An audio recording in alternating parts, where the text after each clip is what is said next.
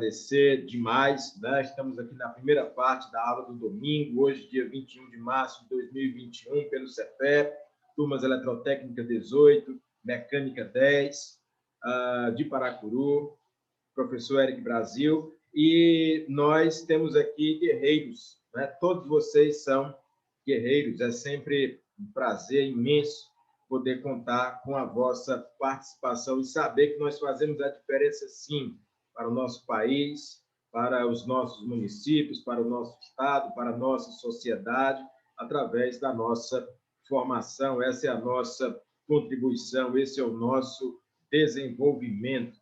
Muito bem, vamos então prosseguir com os conteúdos da disciplina de Gestão Aplicada 2, que são conteúdos que, desde ontem, nós já começamos a introduzir, estabelecer debates, discussões e aprofundamentos.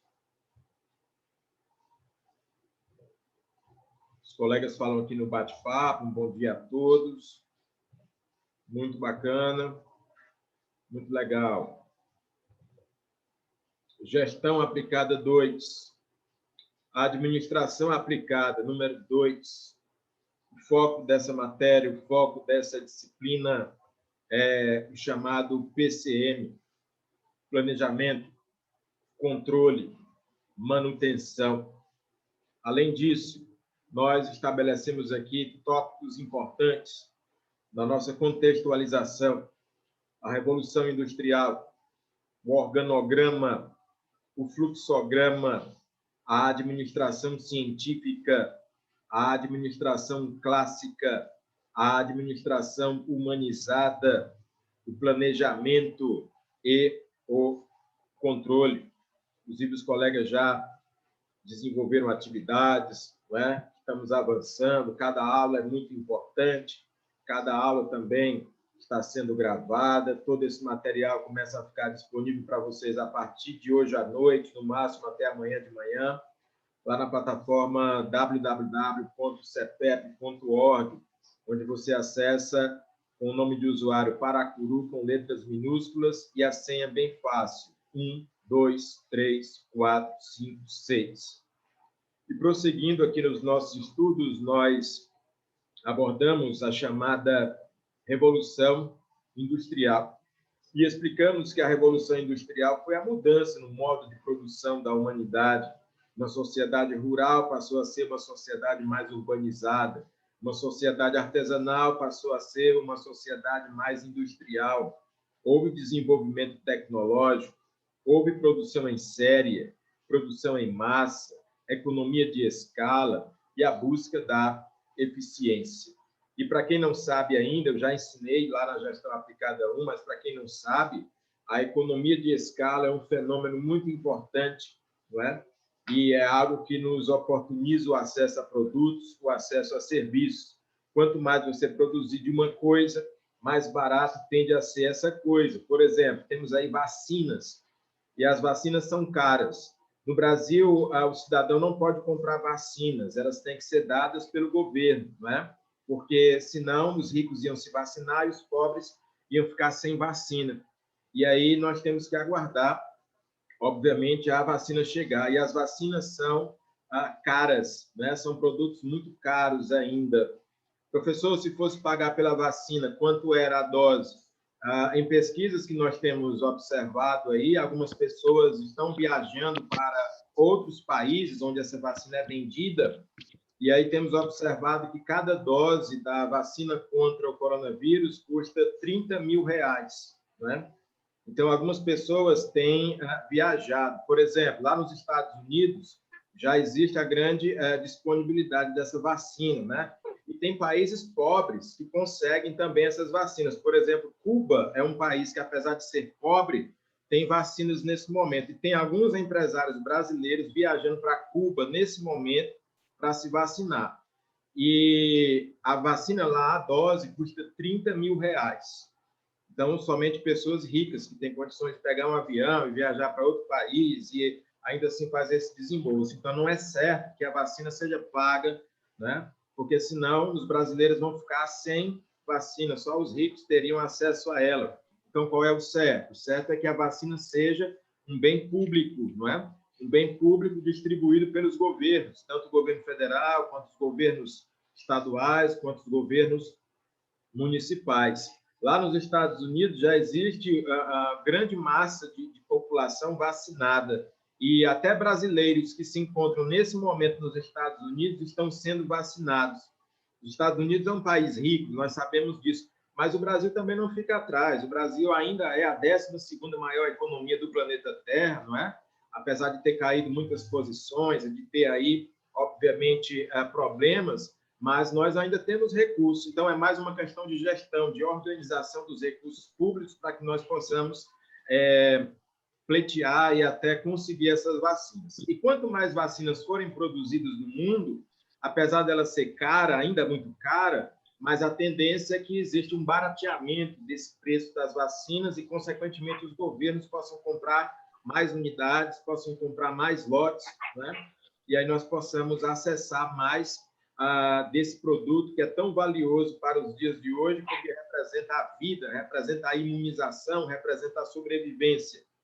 Mesmo que a vacina não proteja 100%, mas ela já é um escudo importante, porque mesmo que você seja infectado pelo coronavírus e estiver vacinado, o vírus vem mais fraco, a doença vem mais fraca e você não pegaria as formas mais graves dessa doença. Então, é muito importante. E essa é a economia de escala. Quanto mais produtos eu vou produzindo de uma coisa, mais barato tende a se tornar essa coisa. Não é? Então, é um exemplo também a caneta, o celular, o automóvel, qualquer produto. Essa caneta aqui, por mais barata que ela possa parecer, R$1, R$2, uma papelaria, ela custa milhares de reais. A matriz dela é muito cara, às vezes é milionária. Né? Como é que eu consigo comprar uma caneta se eu tenho apenas um salário de professor? Né? Ora, eu consigo comprar essa caneta cuja tecnologia é milionária, né? Tem milhões de reais aqui nessa tecnologia, porque a indústria não produz só uma caneta, ela produz centenas, milhares de canetas, barateando assim o custo unitário de produção, barateando assim o preço final. Mesmo que eu saiba que essa caneta atualmente já tem incluído nela o preço dos impostos, o preço da mão de obra, o preço da tecnologia, o preço da logística, o preço da lucratividade da empresa, não é? Então, ainda assim, eu consigo adquirir a caneta por, no máximo, R$2. Isso é economia de escala, um fenômeno que oportuniza o acesso a mais produtos, a mais serviços, e é fruto da Revolução Industrial. Claro que a Revolução Industrial busca a eficiência, é claro que ela traz malefícios também, como a poluição ambiental, a degradação ambiental. Se ela for mal gerenciada, ela pode gerar problemas sociais gravíssimos, como a favelização, problemas sociais dentro do trabalho, com baixos salários e com péssimas condições de trabalho, com pouca segurança, com insalubridade, com periculosidade. Porém, se todos esses aspectos forem respeitados e a legislação avançar, nós teremos um equilíbrio maior e a Revolução Industrial se transforma numa coisa positiva. Tudo depende da gestão, tudo depende do gerenciamento que nós damos a essas tecnologias, a essas novidades, que vêm surgindo no mundo desde o século XVIII, aí pelos idos de 1750, 1780, atravessando o século XVIII, atravessando o século XIX, chegando até o século XX e agora até o século XXI, que é onde nós estamos. E nós vemos as consequências, né, desses movimentos tecnológicos, desses avanços, certo?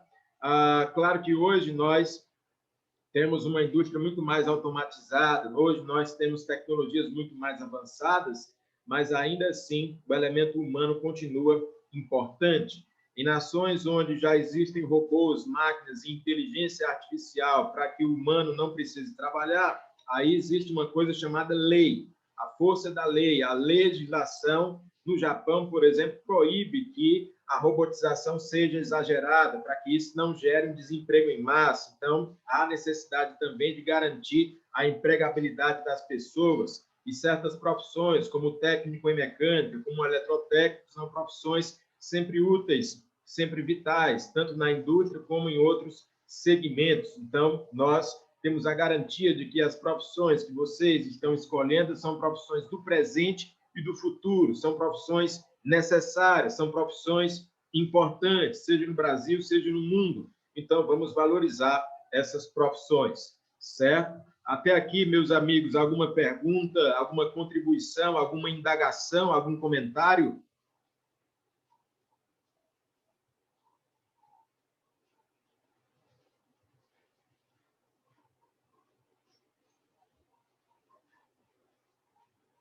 Então, vamos prosseguir com os nossos conteúdos. Muito bem, firmes e fortes aqui. O Márcio Caetano está comentando aqui no bate-papo.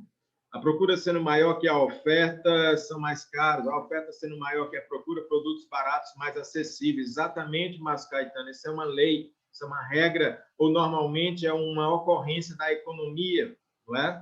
Então, se eu tendo a ofertar mais produtos no mercado, mais canetas, mais automóveis, mais celulares, mais vacinas, a tendência é que o preço caia. Claro que existem algumas exceções, certo? Por exemplo, nesse momento, as vacinas, mesmo que a oferta seja muito grande, ela ainda é insuficiente para atender toda a demanda mundial. No mundo existem de 7 a 8 bilhões de pessoas. Bilhões, com B, certo? É muita gente. E não existem 8 bilhões de doses de vacinas no mundo. Então, a oferta de vacina ainda é pouca, né? Mesmo que a indústria farmacêutica, mesmo que os laboratórios, mesmo que os governos já tenham anunciado a produção de milhões de doses, isso ainda é insuficiente para atender a população mundial, que já está na casa dos bilhões de pessoas. Mas, à medida que essas doses foram sendo mais produzidas, laboratórios mais incentivados, nós acreditamos que a vacina vai ser barateada, mas isso ainda vai demorar um pouco, não é? Por quê? Porque nós ainda estamos no momento em que existe a presença agressiva do vírus, ainda existe a presença da contaminação agressiva.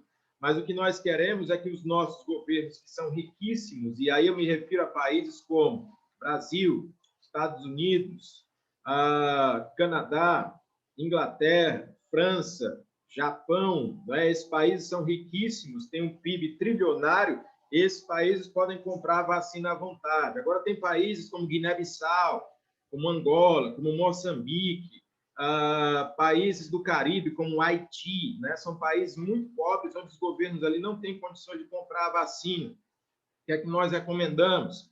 Recomendamos que os países mais ricos do mundo, e o Brasil está incluído, o chamado G20, possam se reunir e possam ali distribuir vacinas, principalmente para as populações, né?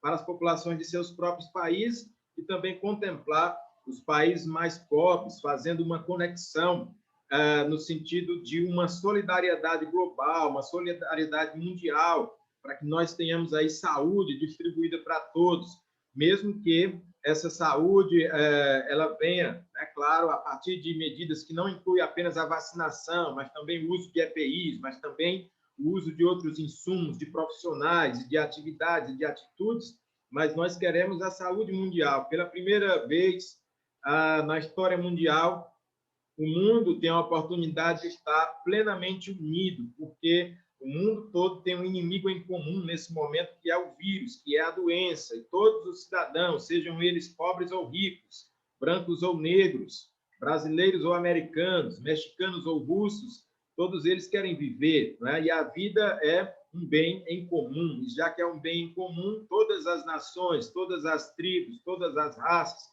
todas as línguas, todos os idiomas e todas as culturas podem agora se aproximar para, então, vencer as suas diferenças, a sua intolerância e garantir a maior solidariedade mundial, né? Isso nós acreditamos que é possível porque existe recurso para isso. Já existem laboratórios, já existem vacinas e existe dinheiro nos países mais ricos do mundo, incluindo o Brasil, certo? Então, já que o Brasil é um país tão rico, os Estados Unidos é um país tão rico, se tem bilhões de dólares de reservas financeiras, está na hora de usar, e a gente pensa em depois produzir mais riqueza com saúde. Com saúde a gente consegue trabalhar melhor, com saúde a gente consegue produzir mais riqueza, com saúde a gente consegue gerar mais emprego, com saúde a indústria fica feliz e volta a se movimentar normalmente, comércio também, já podemos relaxar o lockdown depois que a população estiver vacinada, já podemos garantir a segurança sanitária em sala de aula, já podemos ter aula presencial, já podemos ter uma vida mais normalizada.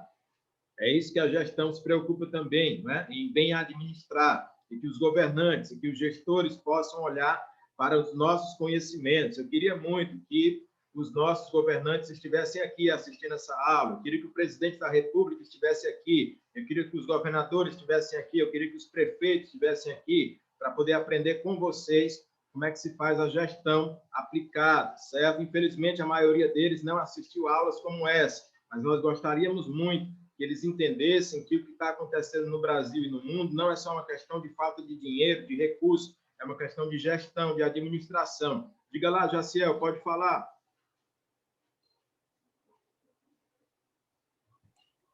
Professor, bom dia. Bom dia. Jaciel Silva Soares, sou da turma da Eletrotécnico 18 de Paracuru. Professor, eu fico às vezes aqui vendo reportagens, vídeos, né, falando sobre vacina. A gente já tomou também conhecimento aqui, através do professor, sobre os direitos do cidadão, né? E acima de tudo está Deus, e abaixo de Deus está a vida, né? A vida em primeiro lugar. E eu vejo pessoas postando vídeo de filhos que nascem com um problema de saúde, e que a vacina, para poder trazer a cura para essa criança, custa mais de 500 mil reais, e tem muito mais caro aí. Então, eles recorrem ao governo, né? Porque não é todo pai, mãe que tem condição, tem esse valor. Mesmo muitos que têm uma condição melhor, não tem esse dinheiro para comprar esse remédio para poder ver o filho se desenvolver com saúde de forma perfeita, como Deus fez. Como é que o governo ele prega uma lei de que a vida em primeiro lugar e se nega a comprar uma vacina com uma criança que está em desenvolvimento, né, que precisa para poder viver? Porque custa tão caro, mas o governo, eu acredito que tem condições, porque o Brasil é um país rico. E aí, como é que fica a questão da vida em primeiro lugar? É porque um só, então ele não valoriza uma vida, ele valoriza então em quantidade, como está agora o coronavírus. Ele sabe, se eles não comprar essas vacinas, que também é cara, ele vai perder uma nação. Então aí ele se preocupa só quando uma vida não vale. Eu estou falando da situação que eu vi, mas eu acredito que existe muito mais criança com essa necessidade desse tipo de vacina que custa caríssima. Então, eu queria entender isso, como é que fica diante da ONU, né, que é um órgão que está, né, representando todas as nações. O professor poderia me explicar isso aí? Ótimo comentário, não é, do nosso amigo Jaciel. Vamos lá explicar, já que estamos aqui falando de gestão aplicada, né, gestão aplicada 2. Não estamos aqui para defender ou atacar nenhum partido político, nenhuma ideia política, nenhuma convicção filosófica, né, ou religiosa, mas, como bem disse o Jaciel, um país pode se negar a oferecer tratamento, vacina, medicamento, quando se trata de um país pobre, né? Tem muitos países pobres do mundo, não é? Temos países pobres na Ásia, temos países pobres na África, temos países pobres aqui na América Latina, não é? Temos países como o Paraguai, que são pobres, temos países como o Haiti, que é um dos países mais pobres do mundo, lá no Caribe, temos países que não têm recurso lá na África, não é? Como países que eu citei, e aí nós entendemos que os governos deles não possam oferecer tratamentos ou saúde às suas populações. Mas em países ricos, né, no mundo tem 195 países e tem 20 países do planeta Terra que são muito ricos. Esses países a gente chama de G20, né? E o Brasil faz parte do G20, ou seja, são países como Estados Unidos, França, Inglaterra, Canadá, Rússia, China, esses países, Brasil, né? Esses países são muito ricos. Por quê que são muito ricos? Porque tem muitos recursos naturais, porque tem muito dinheiro em caixa, porque tem muitas reservas internacionais de dólares, porque tem muitas commodities, né? O Brasil, por exemplo, é riquíssimo em minério de ferro, o Brasil é riquíssimo em soja, é riquíssimo em milho, é riquíssimo em café, em outros cereais, é riquíssimo em minerais raros, como o nióbio, né? Então, o Brasil é muito rico. E, apesar do Brasil ter empobrecido nesses tempos, o Brasil ainda está em 12º lugar, quer dizer, dos 20 países mais ricos do planeta Terra, o Brasil é o 12º. Né? Então, não posso dizer que o Brasil é pobre. O que eu posso dizer é que a população é pobre. Por que a população brasileira é pobre? Porque o Brasil é um país que tem muita concentração de renda, então o dinheiro fica todo na mão das pessoas ricas. O dinheiro fica todo na mão de algumas famílias, né? Tanto é verdade que o Brasil é um país rico que tem brasileiros agora viajando para os Estados Unidos, viajando para Cuba, viajando para outros países em plena pandemia para se vacinar. Se você observar aí olhe nas redes sociais, olhe na televisão, olhe na internet, tem alguns brasileiros muito ricos que viajaram para o exterior e lá eles estão conseguindo a vacina. Quer dizer, não tem a vacina no Brasil, mas tem a vacina lá fora. E aí o camarada chega a pagar R$30 mil a dose da vacina. Esse cara é rico, porque além de ter dinheiro para pagar a passagem aérea, para viajar para o exterior, para voltar, para hotel, para tudo mais, ainda tem o dinheiro para pagar a dose da vacina dele e da família dele. Então ele é muito rico e é brasileiro. Né? Então isso prova que no Brasil tem pessoas muito ricas, tem muito dinheiro. Só que o dinheiro brasileiro, a riqueza da nação brasileira, diferente dos países chamados desenvolvidos, como os Estados Unidos, a Inglaterra, a França, a Alemanha, no Brasil essa riqueza ela é super mal distribuída.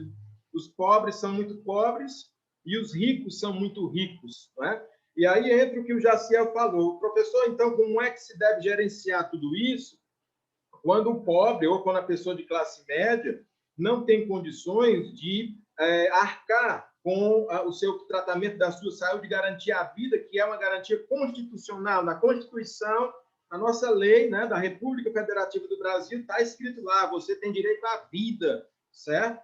E aí, como é que tem que acontecer? Tem que acontecer, Jaciel, que os governos, seja ele governo federal, seja ele governo estadual, seja ele governo municipal, tem que garantir a vida desse cidadão. De que forma? Nós pagamos impostos. E nós pagamos muitos impostos. Quando eu vou no supermercado comprar a minha feira, comprar os meus alimentos, de R$100 que eu gasto, R$40 ali é só de imposto. Então, esse dinheiro está indo para onde? Para os governos. Quando você vai abastecer um carro, tem imposto ali na gasolina, no diesel. Esse dinheiro está indo para onde? Para os governos. Quando eu vou comprar um litro de leite, naquele leite tem um imposto. Quando eu compro essa caneta aqui, ela custa R$2, mas R$1 é só de imposto. Esse dinheiro vai para onde? Vai para os governos. Quais são os governos? O governo federal, os governos estaduais e os governos municipais. Professor, me dá um exemplo, então, de como é que esses governos são tão ricos. Nós temos impostos federais, quando você paga alíquotas, né, de impostos federais, quando você vai fazer alguma operação financeira, por exemplo, você paga um imposto federal, esse dinheiro vai para o governo federal. Quando você faz circular alguma mercadoria ou serviço dentro do seu estado, você paga o ICMS, que é um imposto estadual. E esse dinheiro vai para o estado. Quando você presta algum serviço, eu sou professor, e aí, às vezes, eu presto serviço por fora e eu pago um imposto chamado ISS. O ISS é um imposto municipal. Esse dinheiro vai para o município. Então, o município arrecada, o estado arrecada, o governo federal arrecada, e é muito, pessoal, é muito dinheiro. E esse dinheiro foi feito para quê? Para poder garantir a saúde, a educação, a segurança e a infraestrutura dos brasileiros, certo? Então, só para citar um exemplo, daqui a pouquinho eu vou interromper a transmissão, já retorno, mas só para citar um exemplo, uma amiga minha, teve câncer.